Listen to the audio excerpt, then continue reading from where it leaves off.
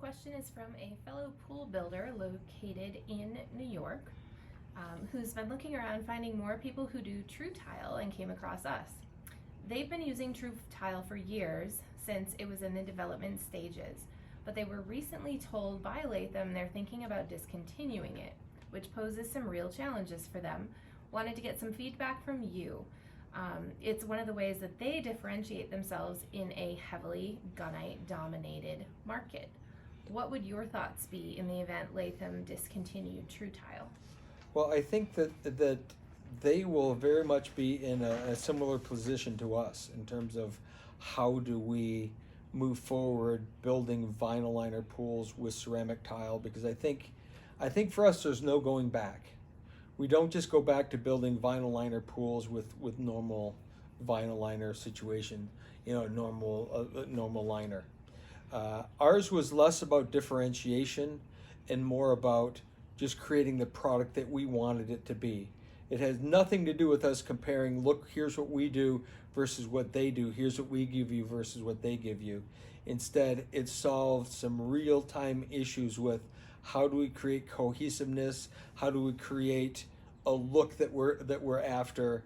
And without that, we're going to have to all become very creative. If Latham decides that they no longer want to do it, we're going to have to, as the TruTile installers of the world, decide, can we create another product that's similar to take its place?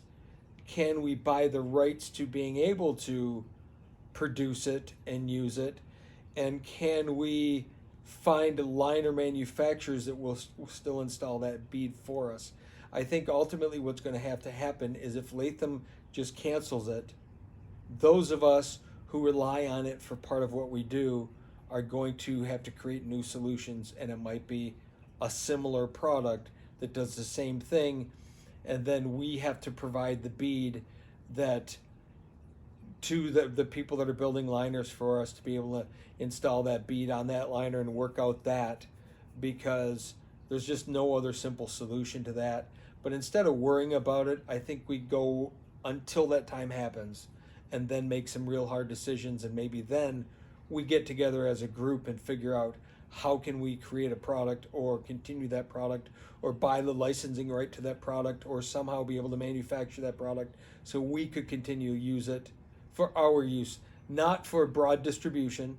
And that might simply be getting with Latham and saying, look, here's X number of people who consistently want this product, and we figure out how to negotiate with them for us to continually use that product, not to market it to new people, not to get new people online selling it or marketing it, but buy the rights to use it for the rest of whatever our eternity is. So I don't think that we can get too caught up in it yet.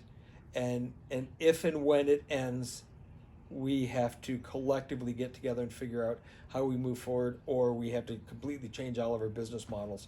And I think it's going to be easier for us to work together to produce what we need collectively and then move forward from there.